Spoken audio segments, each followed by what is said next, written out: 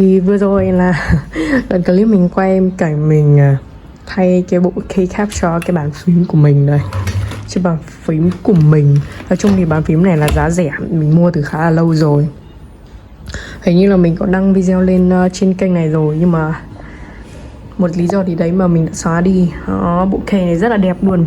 Bộ key này gọi là xuyên led nhá.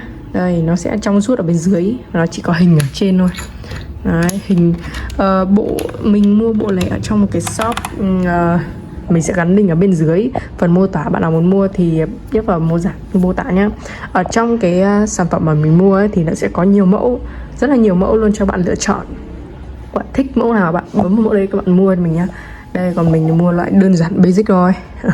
Mua loại kiểu tối màu một chút để cho gọi là vệ sinh cho dễ nhá. Chứ sáng màu như màu trắng thì vệ sinh khá là khó.